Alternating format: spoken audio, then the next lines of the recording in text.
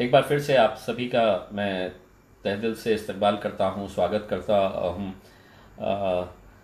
धीरे धीरे हम उस दिन के करीब आ रहे हैं कि जब टोटल लॉकडाउन ख़त्म हो जाएगा और हम भी बाहर निकल पाएंगे, लेकिन उसके लिए अभी कुछ दिन और इंतज़ार हमें करना है। मैं आज यहाँ पर आप लोगों से एक बार फिर से संबोधित करने का, बातचीत करने का इस वजह से फ़ैसला लिया है कि कुछ नए कानून आए हैं। जैसा कि पहले सरकार ने ये फैसला किया था कि जितने भी माइग्रेंट्स हैं या वो लोग जो औरंगाबाद में फंसे हुए हैं और उन्हें अपने अपने गांव जाना है, अपने ज़िले जाना है, अपने शहर जाना है या महाराष्ट्र के बाहर जाना है, उन सब के लिए कंपलसरी किया गया था कि वो मेडिकल सर्टिफिकेट हासिल करे किसी भी डॉक्टर से, और वो डॉक्टर ने ये प्रेस्क्राइब करे कि इन्हें कोई भी ऐसे सिम्टम्स नहीं है जिससे वो ट्रैवल नहीं कर सकते हैं। आज गवर्नमेंट ने उसके अंदर कुछ रेक्टिफाई किया है, उसे इम्प्रूव किया है, और उस गाइडलाइंस के तहत अब आज के बाद जितने भी लोग ट्रैवल करना चाह रहे हैं, औरंगाबाद के बाहर जाना चाह रहे हैं, उन्हें मेडिकल सर्टिफिकेट हासिल करने की ज़रूरत नहीं है। यानी कि अगर बहुत बड़ा ग्रुप अगर कल कोई ट्रेन से जा रहा है, इन सबको वहाँ पर महानगर पालिका के डॉक्टर्स या गवर्नमेंट के जो भी डॉक्टर्स की टीम रहेगी, वहाँ पर वो लोग उन्हें उनके टेम्परेचर चेक कर लेंगे और सभी का एक लिस्ट तैयार करके दे दी जाएगी कि इनमें से जितने भी लोग ये टेस्ट किए गए हैं वो कोई भी कोविड-19 या इन्हें किसी भी तरह का कोई सिम्टम नहीं है। तो अभी तक जो डॉक्टर्स के पास जो रश देखने को मिल रहा था वो अब कल से पूरी तरह से ख़त्म हो जाएगा। लेकिन जो माइग्रेंट्स है दूसरे राज्यों के, विशेषकर बिहार के, उत्तर प्रदेश के, झारखंड के, पश्चिम बंगाल के, इन लोगों को अपने डॉक्यूमेंट्स सबमिट करना ज़रूरी है, क्योंकि आप लोगों के लिए जो ट्रेन का इंतज़ाम किया जा रहा है वो पूरी लिस्ट तैयार करके हमें जिलाधिकारी दफ्तर के अंदर सौंपना है। तो वो काम हमारा जारी रहेगा। जब ये नोटिफिकेशन आया था तो एक दिक्कत लोगों के सामने ये आई थी कि गवर्नमेंट ने तो कह दिया था कि नोटिफिकेशन के जरिए कि जिन जिन लोगों को जाने का है, उन्होंने अपना वेबसाइट दे दिया था कि इस वेबसाइट के ऊपर आप ऑनलाइन अप्लाई कर दीजिएगा, आपका आधार कार्ड उसको अटैच कर दीजिएगा और मेडिकल सर्टिफिकेट। अब इनिशियली बड़ी दिक्कतें ये आई कि कई जगह से हमें डॉक्टर्स के सर्टिफिकेट नहीं मिल रहे थे। हमने पर्सनली बहुत सारे डॉक्टर्स को रिक्वेस्ट किया, और जब लोगों की दिक्कतें हमें समझ में आई तो मैंने खुद ने अपने ऑफिस के ऊपर दिल्ली गेट के ऊपर एक हेल्प डेस्क स्टार्ट किया। एक सुविधा केंद्र एक तौर से था इन लोगों के लिए जिनके पास कोई स्मार्टफोन नहीं है, जो ऑनलाइन किस तरह से फॉर्म भरना है ये जानते नहीं थे, मेडिकल सर्टिफिकेट कहाँ से लाना है इनके लिए बड़ी दिक्कत हो रही थी। तो एक हमने हेल्प डेस्क तैयार किया।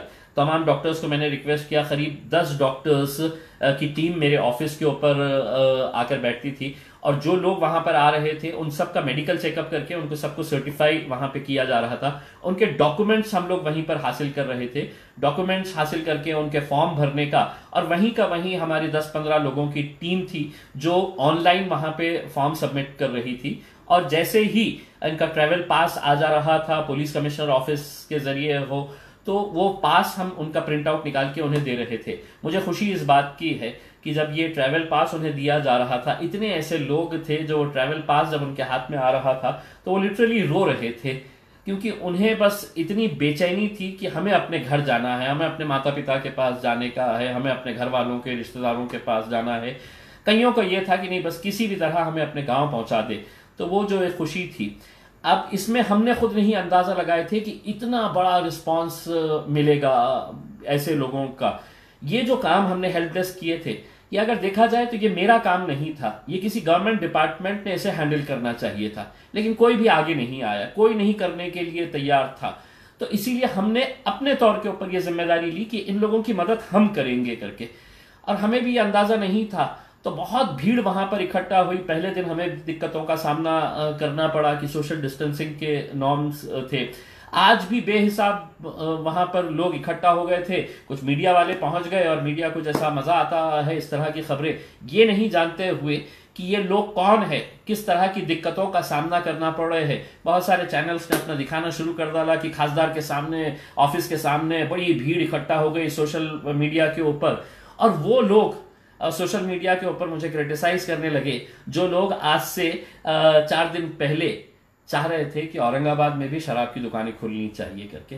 उस वक्त मैं अकेला था जिसने ये स्टैंड लिया कि नहीं, औरंगाबाद जिले के अंदर हम शराब की दुकानें नहीं खोलने देंगे। और वो निर्णय हमारा सही इसलिए साबित हुआ कि जब मुंबई के अंदर हमने देखे, दूसरे शहरों के अंदर हमने देखे कि काय का सोशल डिस्टेंसिंग का, लोग एक दूसरे के आंग के ऊपर चढ़कर शराब की बोतलें हासिल करने के लिए जिस तरह का एक हुजूम इकट्ठा हो रहा था, आखिरकार जो फैसला हमने लिया था, मुंबई को वही फैसला मजबूरन लेना पड़ा और कल रात से उन्हें भी अपना डिसीजन कैंसिल करना पड़ा। तो ये लोग जो मुझसे नाराज थे, मुझसे खफा थे कि इसने शराब की दुकानें हमारे पास कैसा नहीं खुलने दिया, तो वो लोग आज मुझे इस बात के ऊपर क्रिटिसाइज कर रहे हैं कि देखो दफ्तर के सामने कितना, लेकिन उनकी पीड़ा समझिए, उनकी दर्द समझिए, वो क्यों वहां पर इकट्ठा हो। उन्हें ऐसा लग रहा था कि अगर मैं लाइन तोड़कर सबसे आगे खड़े रहूंगा तो मुझे पहले जाने का मौका मिला जाएगा। ये दिक्कतें थी, हमने बहुत हद तक इसको कंट्रोल करने की कोशिश की थी, लेकिन जैसा मैंने आपको कहा है, ये मेरा काम नहीं था, ये सरकारी डिपार्टमेंट का काम था। खैर हमने किया है,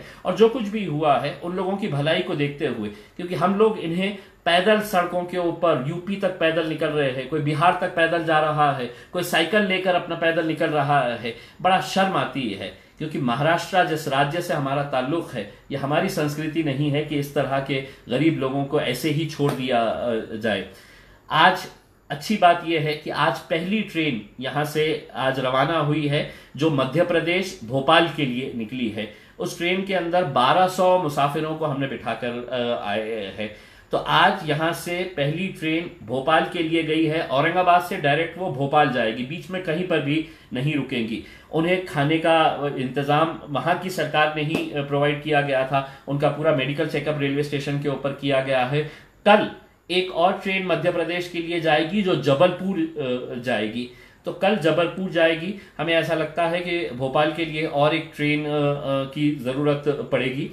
आज मुख्यमंत्री उद्धव ठाकरे साहब ने एक मीटिंग कॉल किए थे, तमाम राजनीतिक पार्टियों के जितने भी नेता है उन लोगों के साथ एक वीडियो कॉन्फ्रेंसिंग की गई थी। औरंगाबाद से मैं अकेला उस मीटिंग के अंदर था, और मुंबई से राज ठाकरे साहब थे, वहां पर देवेंद्र फडणवीस साहब थे, अबू आसिम साहब थे, प्रकाश अंबेडकर साहब थे। ऐसे नेताओं की एक मीटिंग तकरीबन 2.5 घंटे तक ये मीटिंग चली, और उसके अंदर अलग अलग विषयों के ऊपर चर्चा हुई।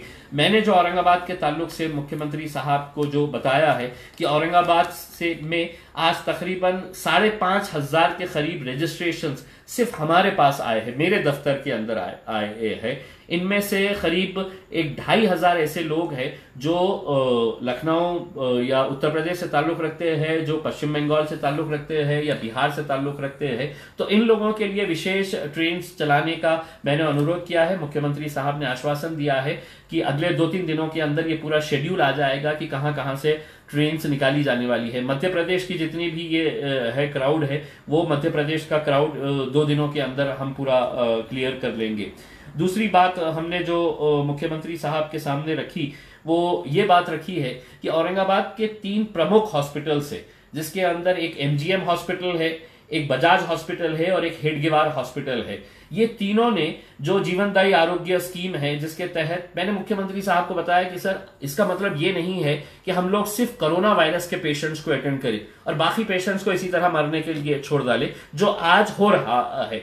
क्योंकि आज घाटी के ऊपर इतना लोड है, घाटी भी बहुत सारे पेशेंट्स को रिफ्यूज कर रहा है, तो इनकी मजबूरी है कि ये प्राइवेट हॉस्पिटल में जाए। अब प्राइवेट हॉस्पिटल में जब जा रहे हैं, चाहे उन्हें डायलिसिस करवाना है या दूसरा इलाज करवाना है, ऑपरेशन करवाना है, तो ये गवर्नमेंट स्कीम के तहत हो जाया करता था।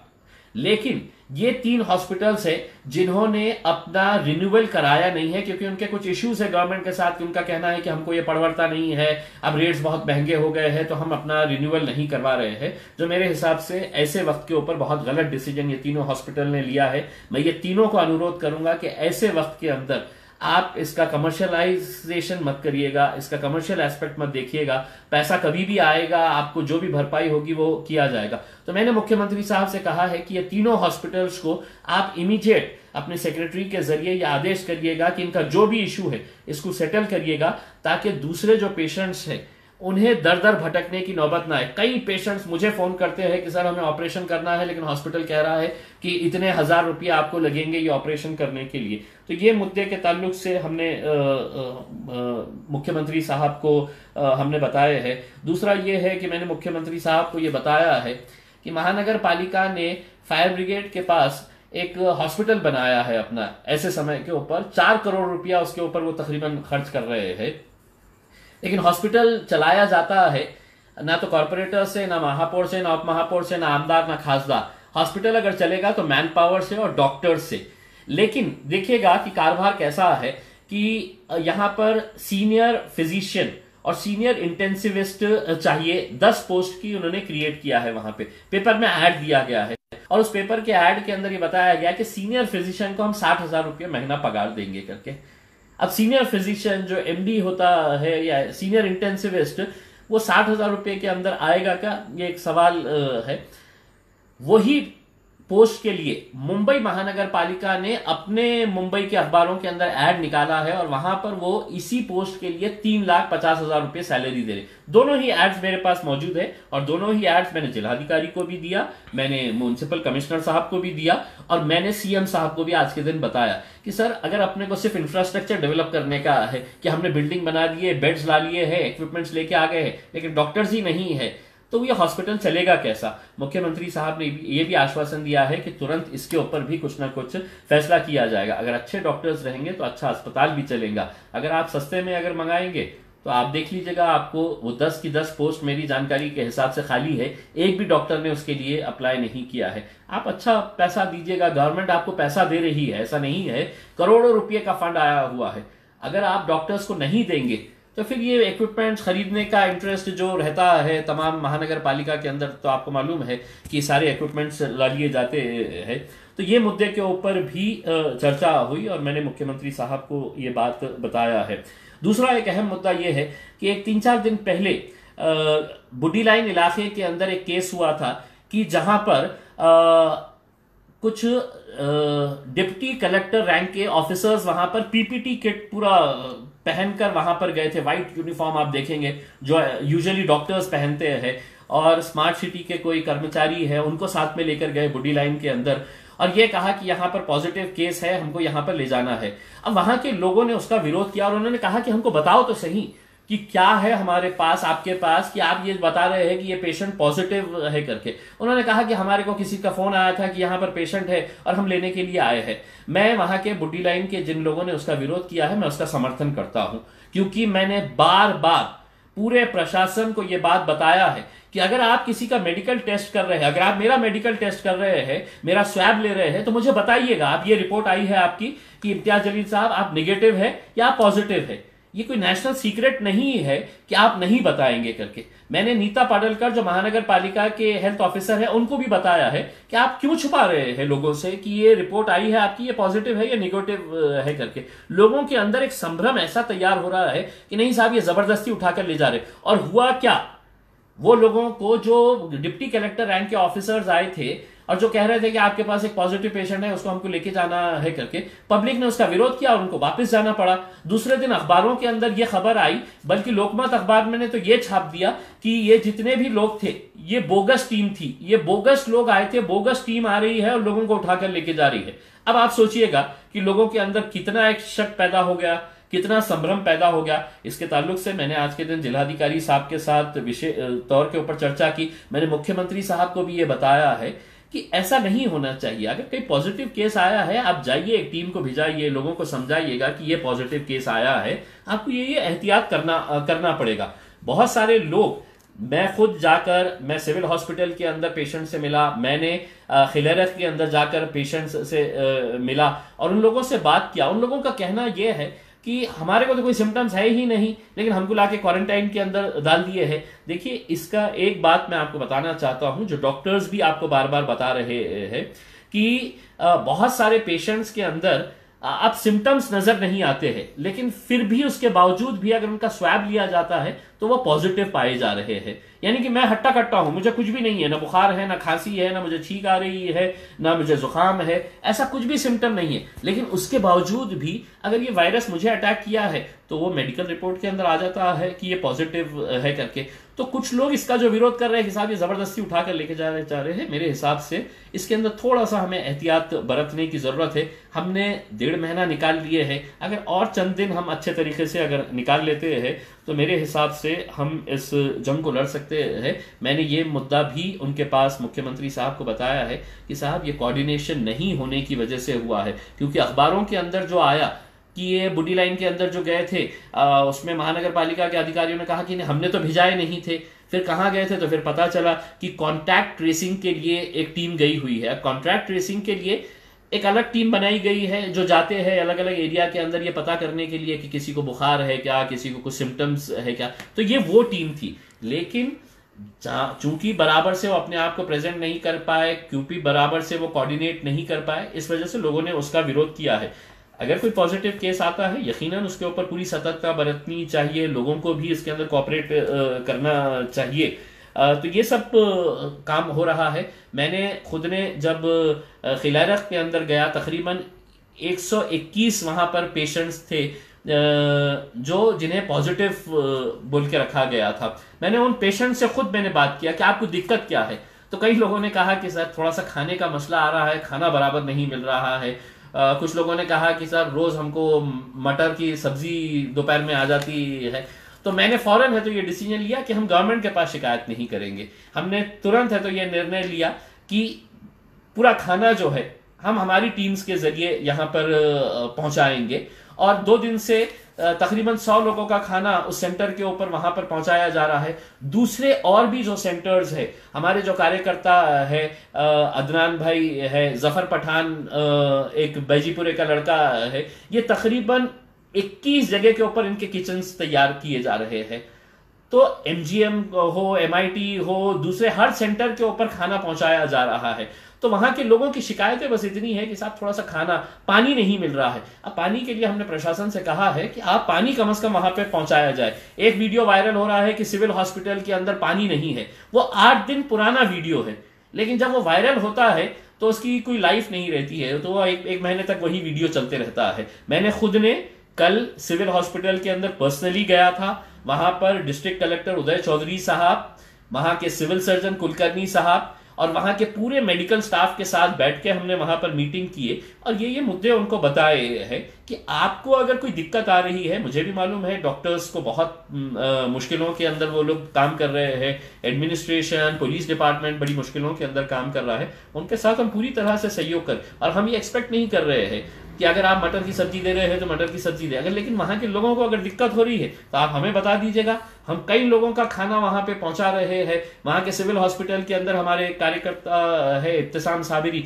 वो वहां पे खाने का इंतजाम करे हुए है। तो हम तमाम लोग जो है, जितनी भी टीम इसके अंदर काम कर रही है, वो इसके लिए पूरी तरह से आगे आएंगे और भी सहयोग करते रहेंगे। मैं सिर्फ जो उत्तर प्रदेश और बिहार को पैदल जाने वाले जितने भी लोग हैं उनसे ये अनुरोध करना चाहूंगा कि हमारी पूरी कोशिशें जारी है कि जल्द से जल्द आप लोगों के लिए ट्रेन का इंतजाम किया जाए। हमें बहुत खराब लगता है कि जब आप लोग पैदल ही अपने उत्तर प्रदेश के लिए 1400 किलोमीटर, 1500, 1600 किलोमीटर ऐसी तपती धूप के अंदर जब जा रहे हैं। कल जब वीडियो के ऊपर हमने देखा है कि मुंबई के अंदर एक 7 महीने की एक प्रेग्नेंट महिला औरत, वो तकरीबन 150 किलोमीटर ट्रैवल कर चुकी थी। मेरे हिसाब से वो देखकर किसी को भी अफसोस होना चाहिए, किसी को भी शर्म आनी चाहिए कि यह हमारा राज्य नहीं हो सकता है, हमारे देश के अंदर इस तरह की ऐसी हरकतें नहीं होनी चाहिए।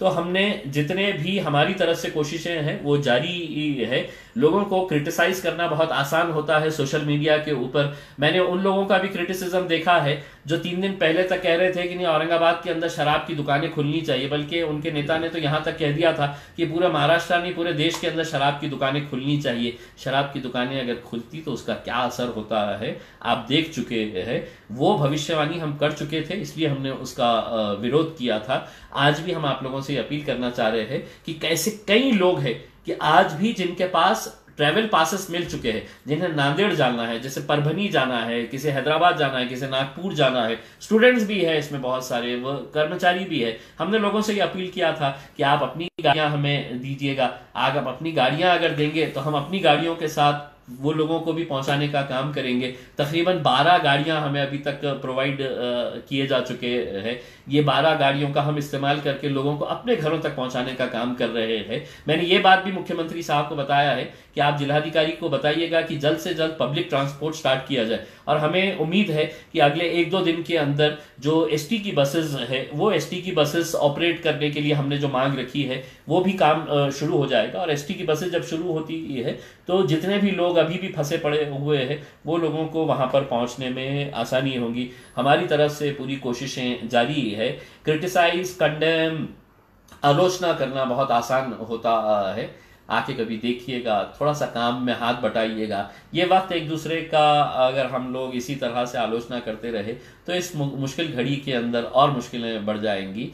साथ ही हाथ बढ़ाना, एक अकेला थक जाएगा, मिलकर बोझ उठाना, बस यही आप लोगों से कहना चाहता हूँ। बहुत बहुत धन्यवाद। Thank you very much. शुक्रिया।